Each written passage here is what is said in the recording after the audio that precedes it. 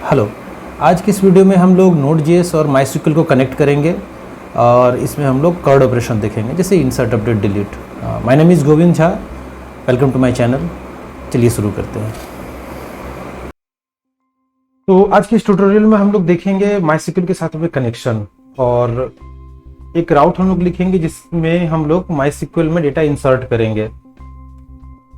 तो चलिए पहला स्टेप लेते हैं, और MySQL के साथ में कनेक्शन करने के लिए एक मॉड्यूल है npm MySQL, इसको हम लोग यूज कर लेते हैं। इसमें इसका पैकेज इंस्टॉल कर लेते हैं।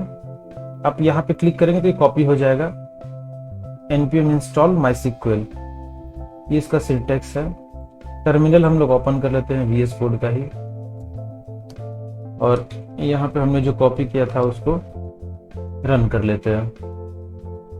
ठीक है, जब तक ये रन होता है तब तक हम लोग एक काम करते हैं कि रूट में एक फोल्डर बनाते हैं जिसको हम लोग रखते हैं config, और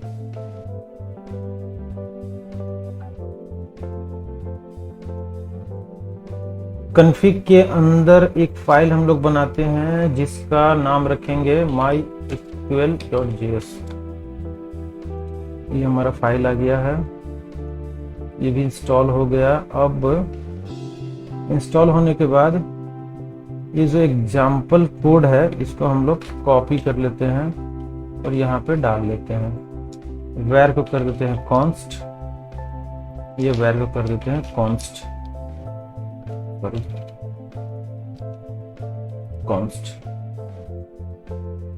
कॉन्स्ट पैकेज हमारा रिक्वायर हो गया है MySQL में। और MySQL डॉट क्रिएट कनेक्शन, ये हमारा कनेक्शन क्रिएट कर देगा MySQL के साथ में।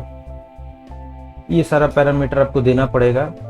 तो आपका जो भी है SQL का जो भी क्रेडेंशियल और बाकी चीजें हैं वो सारे चीजें आपको यहाँ पे डालनी पड़ेगी। मैंने एक डेटाबेस बनाया है ऑनलाइन एग्जाम, और उसके अंदर एक टेबल बनाया हुआ है क्वेश्चंस बोल के। क्वेश्चंस में मैंने इतने सारे फील्ड रखे हैं, तो मैं ये कोड सारा गिट पे अपलोड कर दूंगा, साथ में ये डीबी का फाइल भी मैं दे दूंगा, इसका स्कीमा। आप इसको इंपोर्ट कर सकते हैं और मैं बता भी दूंगा कि इसको इंपोर्ट कैसे करना है। ओके, तो अभी आप ऐसे न्यू यहाँ पे क्लिक करके और एक डेटाबेस बना लीजिए। जब तक कि फाइल नहीं मिल रहा है तब तक आप एक डेटाबेस यहाँ पे बना लीजिए, और उसमें आप एक टेबल बना लीजिए क्वेश्चंस। यहाँ पे डेटाबेस का नाम डाल के आप क्रिएट कर लीजिए तो डेटाबेस बन जाएगा। फिर अगेन आपको अलग स्क्रीन आएगा जहाँ पे आप क्वेश्चंस बोल के एक टेबल बना सकते हैं। तो आप ऐसे ही नाम रखिए as it is, so that कि कोड हमारा मैच रहेगा। ठीक है, इसका मैं स्ट्रक्चर दिखाता हूँ आपको। तो मैंने आईडी, नेम और 4 ऑप्शन के लिए रखे हैं, जो कि एक क्वेश्चन के साथ हमें उसके 4 ऑप्शन अटैच होंगे। और एक लेवल रखा है मैंने कि क्वेश्चन का लेवल क्या होगा। ये लेवल से मतलब हमारा है ये कितना ज्यादा टफ होगा क्वेश्चन। ठीक है, तो आप 1 2 3 4 ऐसे करके लेवल सेट कर सकते हैं। इजेक्टिव का मतलब है कि ये क्वेश्चन अभी डिस्प्ले करना है या नहीं। अगर मैं इसको 0 रखूंगा इजेक्टिव, दैट मीन्स ये डिलीटेड क्वेश्चन, इसको ट्रीट किया जाएगा। तो ये हमारा स्कीमा हो गया डेटाबेस का। ठीक है, आगे बढ़ते हैं। ये फाइल हमारा आ चुका है। इसको अच्छा हमें करना ये पड़ेगा, MySQL के साथ में कनेक्शन के लिए लोकल होस्ट हमारा होस्ट है, यूजर मेरा रूट है, रूट पासवर्ड मेरा कुछ नहीं है, और डेटाबेस है मेरा ऑनलाइन एग्जाम। और इसको मुझे करना पड़ेगा मॉड्यूल डॉट एक्सपोर्ट्स, और इसके अंदर मैं कर दूंगा कनेक्शन को आउट। ये फाइल हमारा रेडी है। सर्वर जेस में एक हम लोग राउट लिखेंगे जिसको कर देंगे गेट की जगह पर पोस्ट राउट है, और इसको हम लोग बोलेंगे क्रिएट। एक काम करता हूं मैं, यहाँ पे रखता हूं question plus create, question slash create. Okay, और हैंडलर में मैं दे देता हूं यहाँ पे एक फाइल का नाम, तो मैं बोलता हूँ क्रिएट क्वेश्चन CTRL, इसी नाम से हमें एक फाइल बनानी पड़ेगी। तो मैं फाइल के लिए ऐसा करता हूँ, कंट्रोलर की मैं एक फोल्डर ही सेपरेट कर देता हूँ जिसको बोलता हूँ मॉड्यूल्स, और मॉड्यूल्स के अंदर मैं एक फाइल बनाता हूँ जिसको मैं बोलूँगा क्रिएट QUESTION क्वेश्चन CTRL.js। तो हमारा कंट्रोलर बन चुका है। इस कंट्रोलर को हमें ऐड करना पड़ेगा। काम करता हूं कि मैं ये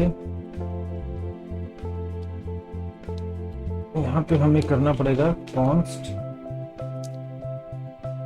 क्या नाम रखा था मैंने, इसको कर लेता हूँ कॉपी पेस्ट रिक्वायर मॉड्यूल्स के अंदर में क्रिएट क्वेश्चन कंट्रोलर .js लिखने की जरूरत नहीं है। अब यही वाला यहाँ पे हैंडलर में कॉल हो गया है। ओके, तो इसको कर लेता हूँ सेव। अभी टर्मिनल की जरूरत नहीं है, तो इसको थोड़ा नीचे करके यहाँ छोड़ देते हैं। क्रिएट क्वेश्चन में हमें करना पड़ेगा module dot export is equal to function, जिसमें करना पड़ेगा रिक्वेस्ट h।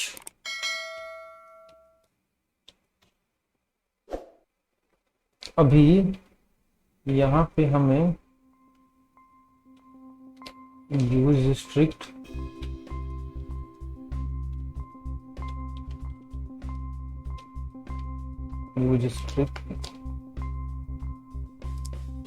सेमीकोलन, यहाँ पे हमें जो हमने MySQL का फाइल बनाया हुआ है उसे इंपोर्ट करना पड़ेगा। तो कॉन्स्ट में कर देता हूँ db इक्वल टू रिक्वायर, और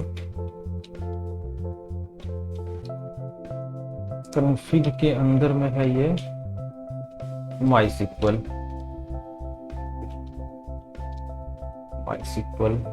ये db फाइल हमारा आ गया है। अब हमें देखना है कि इससे कनेक्शन तो क्रिएट हुआ है हमारा, कनेक्ट नहीं हुआ है।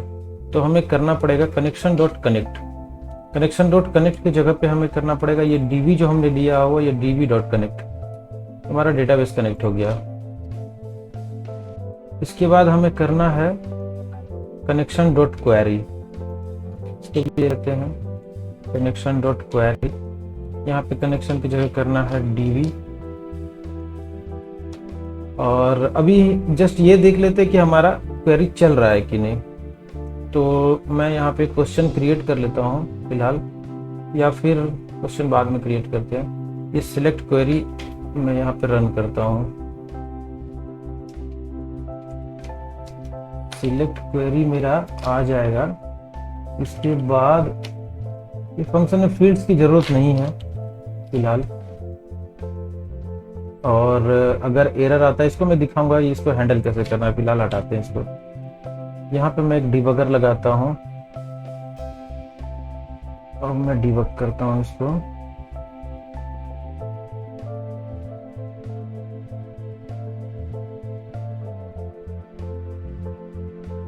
और एक ब्रेक पॉइंट यहाँ पे लगाते हैं और ये देखते हैं कि ये कनेक्शन क्रिएट हुआ है कि नहीं। जस्ट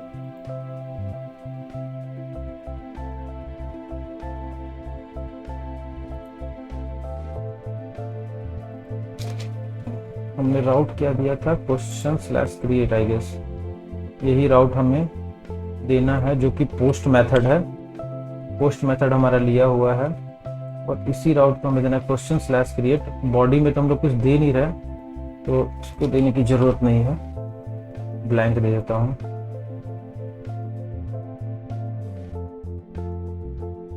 तो ये हमारा डिबगर सेट हुआ है, तो हमें ये देखना है कि कौन से पॉइंट पे आके रुका है। तो देखिए सबसे पहले हुआ क्या होगा कि सबसे पहले db कनेक्ट हुआ होगा हमारा। db कनेक्ट के बाद db क्वेरी एग्जीक्यूट हुआ होगा। एग्जीक्यूट होने के बाद हमें दो वेरिएबल मिलने हैं, एरर एंड रिजल्ट, जो कि कॉलबैक फंक्शन है। अच्छा, कॉलबैक फंक्शन एंड प्रॉमिस, इस दोनों के ऊपर एक टॉपिक में एक वीडियो बनाऊंगा इसके ऊपर सेपरेटली, सो वहां से आपका ये सब पार्ट क्लियर हो जाएगा। क्योंकि अगर आप जावास्क्रिप्ट में कोड कर रहे हैं तो प्रॉमिस, कॉल बैक, ये सब बहुत ज़्यादा यूज़ होने वाला फंक्शन सब है। तो देखिए, रिजल्ट में भी हमें कुछ मिला नहीं है और एरर हमारा कुछ है नहीं, error null and result array 0 है। ठीक है, तो रिजल्ट हमारा 0 है। एक हम लोग यहाँ पे काम करेंगे, इस पूरे फंक्शन को हम लोग रखेंगे प्रॉमिस में।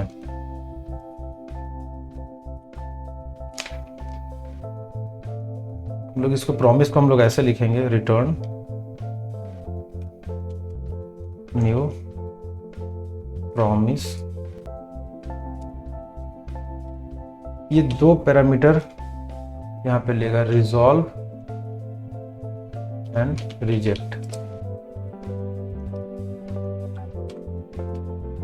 रिजॉल्व एंड रिजेक्ट इस वजह से क्योंकि अगर हमारा सारा प्रोग्राम एग्जीक्यूट कर गया सक्सेसफुली तो हम लोग जो फाइनल आउटपुट आउट करेंगे, जिसने ये रिक्वेस्ट कॉल किया है एपीआई, उसको सक्सेस अगर हमें देना है तो रिजॉल्व में हम लोग उसको आउट करेंगे, और अगर कोई फेलियर हुआ तो फिर हम लोग रिजेक्ट में आउट करेंगे उसको। तो उसको हैंडल किस तरह से करते हैं वो भी हम लोग देख लेंगे यहाँ पे। इससे भी बेस्ट ये होगा कि मैं इसको एक सेपरेट फाइल में ले चलूं, क्योंकि अगर आपका प्रोग्राम बड़ा होगा तो आपको यहाँ पे कोड ज़्यादा बड़ा होता चला जाएगा। तो उसके लिए मैं एक काम करता हूँ कि हमारा मॉड्यूल तो है, मॉड्यूल के अंदर में हमें एक फोल्डर बनाना पड़ेगा जिसको हम लोग बोल देते हैं सर्विस। सर्विस के अंदर में एक फाइल हम लोग लेंगे जिसको बोलेंगे क्वेश्चंस .service.js। ये फाइल हमने इस वजह से लिया है कि जितने भी डेटाबेस रिलेटेड क्वेरी होंगे वो सब हम लोग यहाँ पे रखेंगे।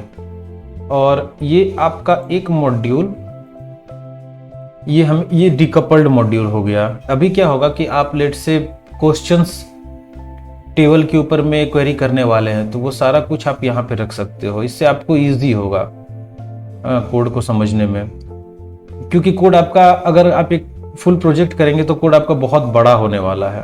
तो अगर ये फोल्डर वाइज सेपरेट नहीं रखेंगे तो ये आपको प्रॉब्लम होगा समझने में, है ना, कोड को ढूंढने में ये सब। क्योंकि अगर आप आज कोड कर रहे हैं तो ठीक है, 1 महीना 2 महीना तक आपको समझ में आता रहेगा, लेकिन जब आप उस कोड को छोड़ देंगे 3 महीना साल भर के बाद अगर आप उस कोड के पास वापस आते तो आपको समझ में नहीं आएगा कि ये सब मैंने क्यों लिखा था, अगर आपका कोड ऑप्टिमाइज्ड वे में नहीं है तो।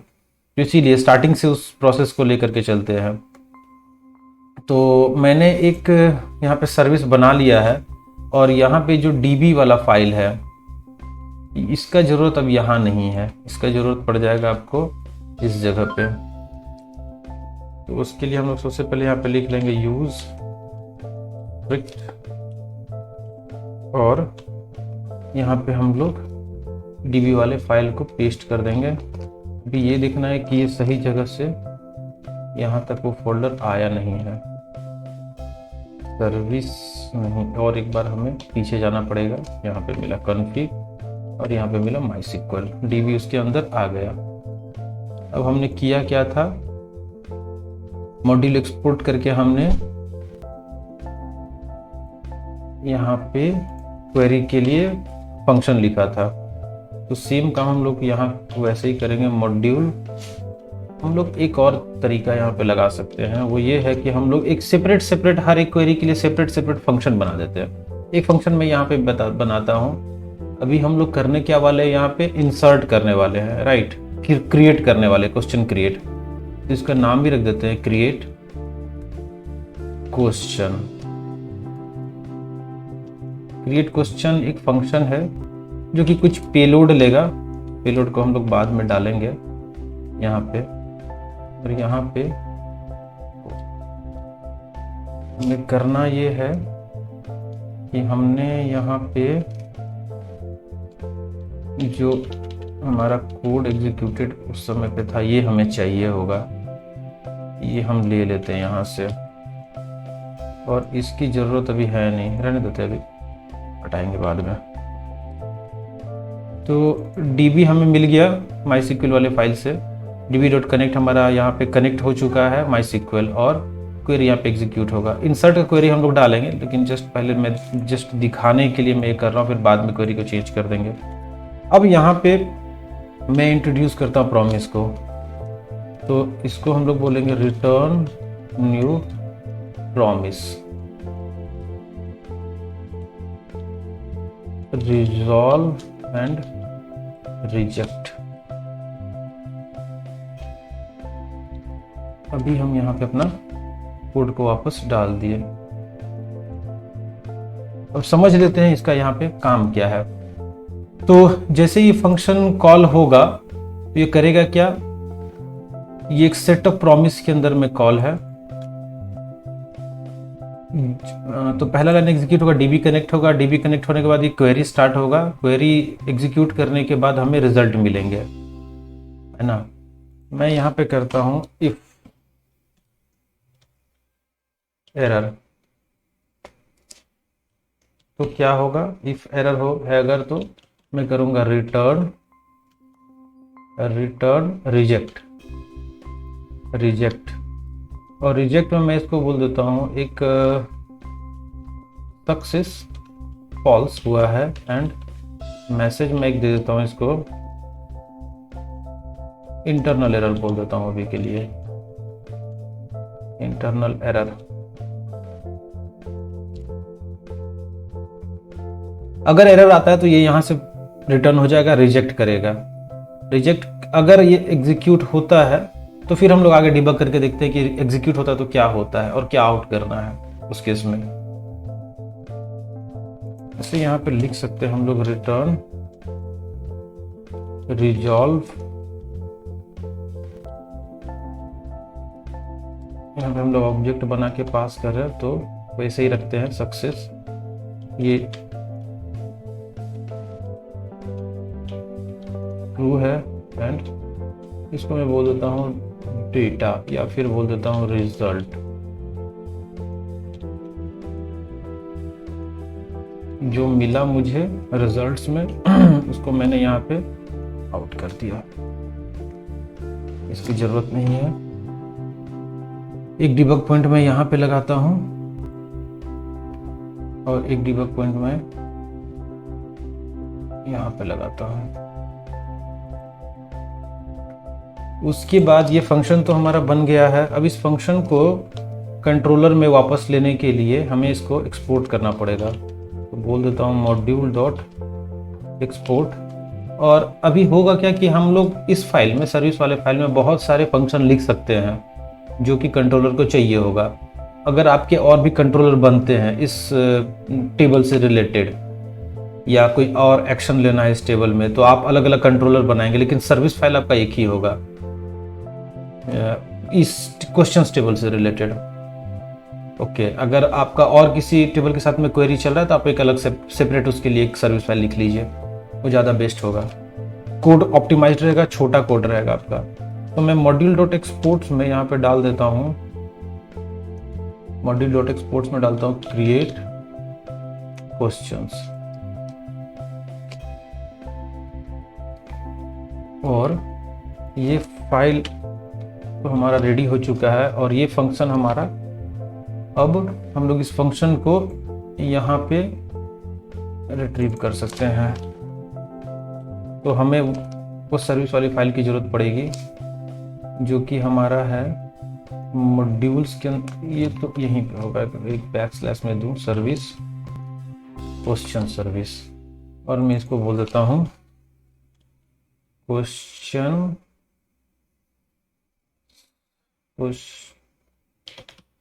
सर्विस। क्वेश्चन सर्विस हो गया। अब ये क्वेश्चन सर्विस जो है ये है एक प्रॉमिस, तो मैं करूंगा रिटर्न क्वेश्चन सर्विस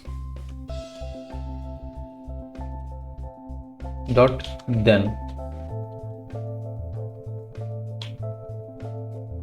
अभी ये देन लिखने का मेरा पर्पस ये है कि ये क्वेश्चन सर्विस जो हमारा सर्विस फाइल है जहाँ पे डेटाबेस का क्वेरी एग्जीक्यूट हो रहा है, अगर वो सक्सेसफुली एग्जीक्यूट हुआ है तो वो आना चाहिए दिन में, और दिन में आना चाहिए। और अगर उसमें कोई प्रॉब्लम हुआ है तो वो आना चाहिए कैच में। तो हम लोग यहाँ ऐसे लिखेंगे कैच, और इसमें हम लोग इसको बोलेंगे एरर। और हमने लिया था रिक्वेस्ट और एच, तो यहाँ पे हम लोग बोल देंगे रिटर्न एच डॉट रिस्पॉन्स, और जो आया उसको वापस एज इट इज भेज देते हैं।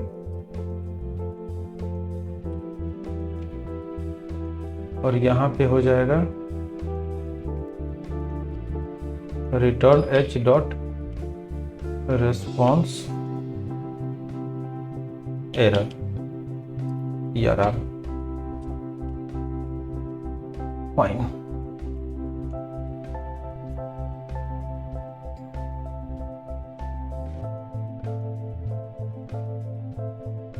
तो अभी हमारे इस टेबल में कोई एंट्री नहीं है, इसी वजह से जब मैंने एग्जीक्यूट किया था तो ये वाला जो फंक्शन था, सर्विस वाली जो फाइल थी, वो आपको दे रहा था एम्प्टी। भी मैं ऐसा करता हूँ, इसमें एक एंट्री डमी बना देता हूँ और उसको देखते हैं कि सब कुछ ठीक से मिलने लगा कि नहीं। मैं अभी कुछ भी यहाँ पे लिख देता हूँ।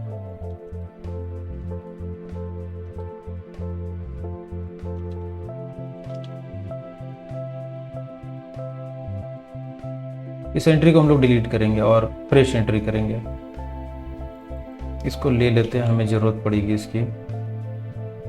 और सर्विस फाइल में ओके, मैं यहाँ पे एक चीज़ आपको बता दूं कि आप PHP MyAdmin में अगर आप क्वेरी में उतना ज़्यादा स्ट्रांग नहीं है तो क्वेरी यहाँ पे जनरेट भी होता है। जैसे अगर आप इंसर्ट करते हैं, अपडेट करते हैं, डिलीट करते हैं, किसी तरह का एक्शन लेते हैं, तो आपको उसके बिहाफ में क्वेरी जनरेट होगी। अब आप उस क्वेरी को समझ सकते हो, सो नेक्स्ट टाइम आप खुद से उस क्वेरी को लिख सको। ओके, इसीलिए मैंने इसको कॉपी कर लिया। अभी इतना लिखने में भी टाइम लगेगा, इसी वजह से मैंने इसको कॉपी कर लिया। थोड़ा सा शॉर्टकट वे में चलते हैं। और फिलहाल मैं इस क्वेरी को यहाँ पे कमेंट दे करके रखता हूँ।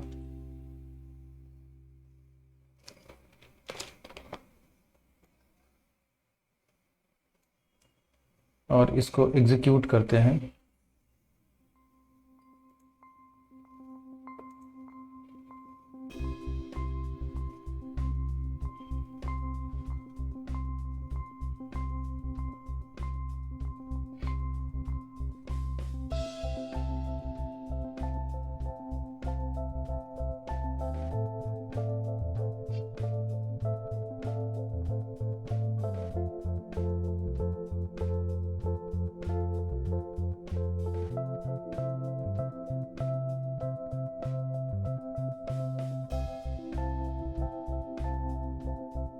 ये हमारा कंट्रोलर के पास आया हुआ है सबसे पहले कर्सर।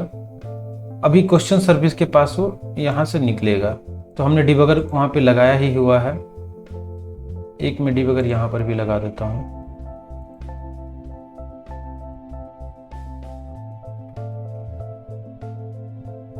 कोई एरर हुआ है I guess. Question service is not a function.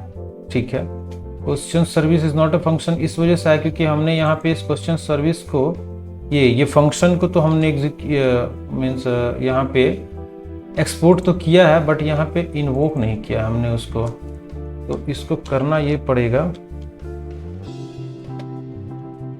Create question. अभी क्रिएट क्वेश्चन आ जाएंगे आपके यहाँ पे, क्रिएट क्वेश्चन।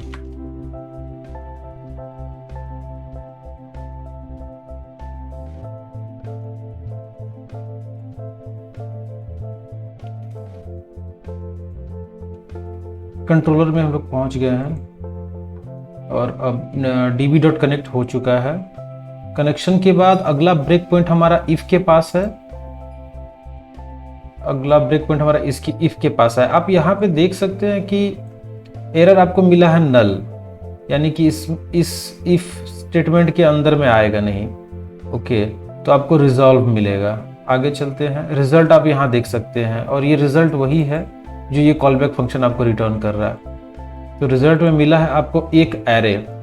और ये वही डेटा है जो कि सिलेक्ट क्वेरी से आपको मिला है। ID1, इजेक्टिव 1, लेवल 1 और ये सब जो मैंने एंट्री किया था डमी डेटा, वो सारा कुछ आपको मिल चुका है। तो मैं यहाँ पे हमें मिला किस चीज़ में है, रिजल्ट के 0 इंडेक्स में। तो रिजल्ट को मैंने पूरा आउट कर दिया है, तो ये होगा क्या, ये वापस यहाँ पे पहुंचेगा, इसके दिन में पहुंचेगा। मैं यहाँ पे एक और डिबग पॉइंट लगा देता हूँ और इसको आगे बढ़ाता हूँ। रिजॉल्व के पास आया, रिजॉल्व ने इसको आउट किया तो ये दिन में पहुंचा। अब दिन में पहुंचा तो मैंने इसको आगे प्रोसेस एग्जीक्यूट कर दिया, तो आपको यहाँ नीचे मिला होगा, ये देखिए रिजल्ट के 0 इंडेक्स में आपको पूरा का पूरा सिलेक्ट क्वेरी से जो मिला था ये हमें मिल गया। तो ऐसे ही जब एक राउट को एग्जीक्यूट हम लोग करते हैं तो वो राउट का जो अंदर में हम लोगों ने जो कोड करके रखा है उसका पर्पस जो है, वो पर्पस एग्जीक्यूट होने के बाद आप अपने हिसाब से रिस्पॉन्स यूजर को आउट कर सकते हैं, या जो रिक्वायरमेंट है आपके प्रोजेक्ट का। ठीक है, अब हम लोग इस राउट बनाने का जो पर्पस था उसको हम लोग अचीव करते उस पर्पस को। तो इंसर्ट क्वेरी हमने एक लिखा था जिसको हम लोग यहाँ पे अब ले लेते हैं इंसर्ट क्वेरी को।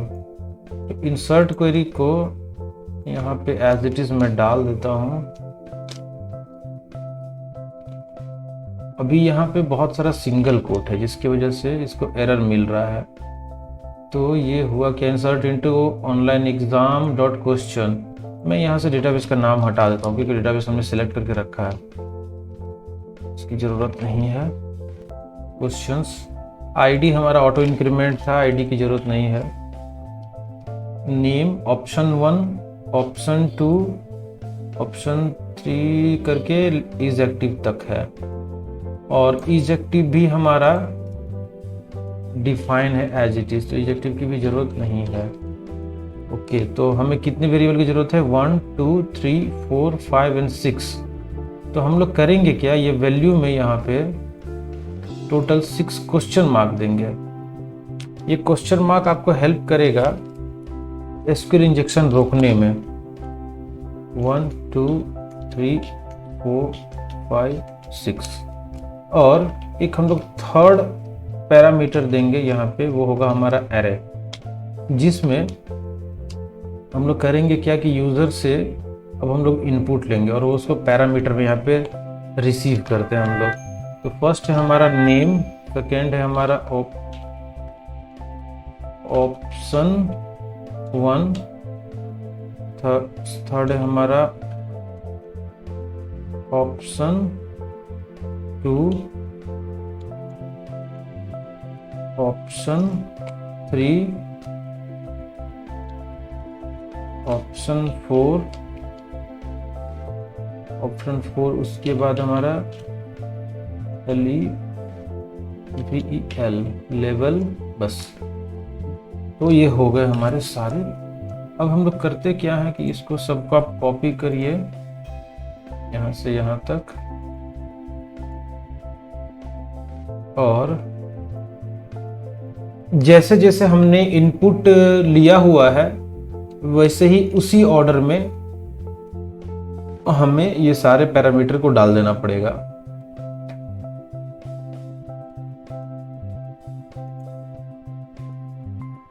सर अब ब्लैंक स्पेस में हटा देता हूं।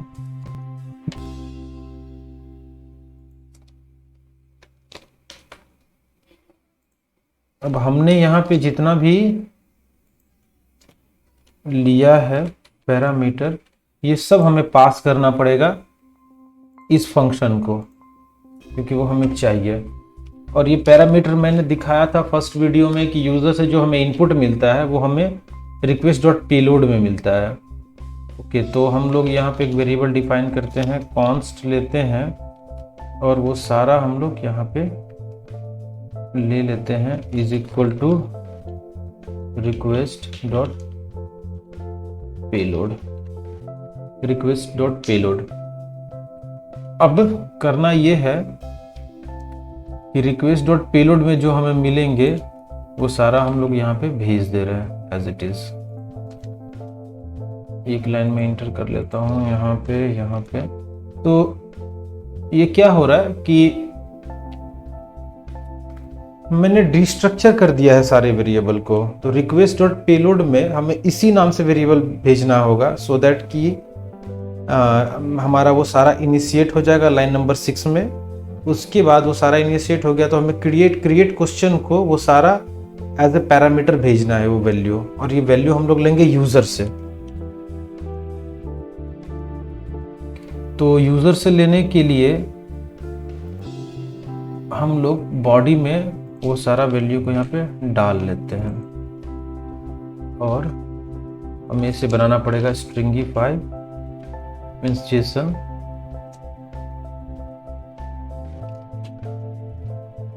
नेम, ये क्वेश्चन का नेम आ गया। उसके बाद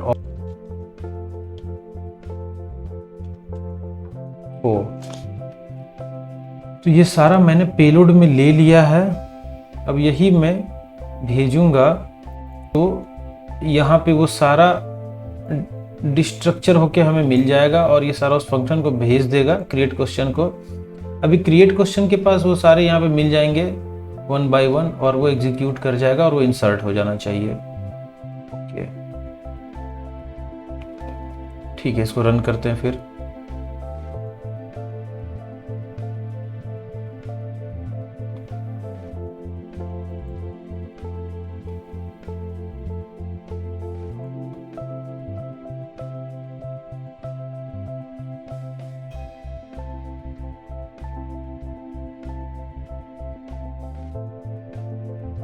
ये कंपाइल कर चुका है। क्रिएट क्वेश्चन के पास अभी हमारा कर्सर है, कनेक्ट हो चुका है।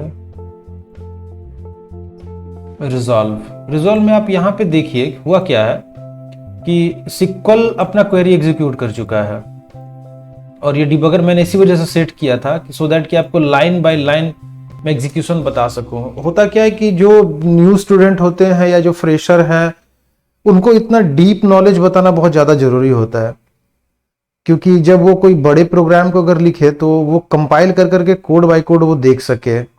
इससे काफी आपको हेल्प मिलेगी आगे प्रोग्राम लिखने में। सिक्वल यहाँ पे हमें ये बता रहा है कि ये अफेक्टेड रो 1 हुआ है। ओके, ये सिक्वल में जब हम लोग एग्जीक्यूट करते हैं तो ये सिक्वल हमें इंटरनल इंफॉर्मेशन देता है। ये सारा इन्फॉर्मेशन है, अगर इसमें से आपके पास जो भी इंफॉर्मेशन आपको लग रहा है कि ये मेरा मीनिंगफुल है, आप इसके ऊपर रिलाई करके आप आगे कोड लिख सकते हैं। जैसे कि अफेक्टेड रो मेरा 1 हुआ, उसके बाद ही मैं रिजॉल्व करूं, इस तरह का स्टेप आप ले सकते हैं उसके। तो ये एक इफ स्टेटमेंट डाल करके आप इसको रिजॉल्व करवा सकते हैं, एल्स आप रिजेक्ट करवा सकते हैं। तो अभी तो हमें यहाँ पे मिली है, अभी हमें यहाँ पे ये मिला। अभी मैं यूजर को रिजल्ट में क्या मिला, ये सारा अफेक्टेड, तो ये आउट करके यूजर को कोई फायदा नहीं है। तो मैं चाहूँ तो इसको हटा सकता हूँ यहाँ से, फिलहाल इसको रहने देते हैं। यूजर को सिर्फ सक्सेस ट्रू बोल सकते हैं। तो जब ये आपके UI में इंटीग्रेट जब ये होगा, तो अगर सपोज कि अगर आप ही वो UI कर रहे हो, अगर आप फुल स्टैक डेवलपर हो या फिर कोई और पर्सन है जो UI पे काम कर रहा, तो उसे ये सक्सेस मैसेज पे रिलाई कर सकते हैं वो लोग कि अगर सक्सेस ट्रू आता है तब वो सक्सेस मींस सक्सेस मैसेज दिखाएंगे वहां पे कि हाँ मेरा डेटा इंसर्ट हो चुका है। अभी मैं यूजर को वो जैसा था वैसा मैंने आउट कर दिया है रिजल्ट। तो ये इसकी जरूरत अभी फिलहाल है नहीं, तो इसको आप हटा सकते हैं, अपने सिर्फ सक्सेस ट्रू रख सकते हैं। तो ये एपीआई का पर्पस ये हुआ कि ये क्वेश्चंस के सेट को उस टेबल में फिल कर देगा। ये पूरा इसका पर्पस हुआ इस एपीआई का। अब हम लोग ये देखते हैं कि जो हमारा ये हुआ था क्वेरी, जो हमारा अभी एग्जीक्यूट हुआ इंसर्ट वाला, वो आप देख सकते हैं यहाँ पे इंसर्ट हो चुका है। ये वाला हमारा डमी था, तो इसको हम लोग डिलीट कर लेते हैं।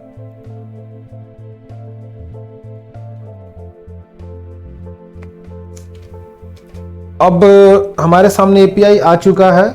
अब इस एपीआई का यूज करके हम लोग जितना मर्जी क्वेश्चन इंसर्ट कर सकते हैं। ओके, तो ये रहा हमारा पर्पस एपीआई क्रिएट करने का। 2-3 पॉइंट है यहाँ पे जिसको हम लोग आगे के वीडियो में देख सकते हैं, जैसे वैलिडेशन लगाना। ओके, तो वैलिडेशन हम लोग लगा सकते हैं। एक npm मॉड्यूल है, उसको बोलते हैं, उसका नाम है JOI जॉय के थ्रू हम लोग वैलिडेशन लगा सकते हैं। तो नेक्स्ट ट्यूटोरियल में हम लोग ये देखते हैं कि इसको वैलिडेशन कैसे लगाया जाए। वैलिडेशन भी उसमें मल्टीपल तरह के होते हैं। जैसे अगर आप ये बोल सकते हो कि ऑप्शन 1 2 में मेरा नल वैल्यू भी आ सकता है, ओके, या ये ब्लैंक नहीं होना चाहिए, मेरा नेम ऑप्शन 1 करके जितना भी 4 तक ऑप्शन है ये सारे में वैल्यू होना चाहिए। तो वो सारा आपको बहुत ज़्यादा हैंडल करने की जरूरत नहीं पड़ेगी, वो जॉय हैंडल कर लेगा और यूज़र को आप वहाँ पे एक मीनिंगफुल मैसेज दिखा सकते हो।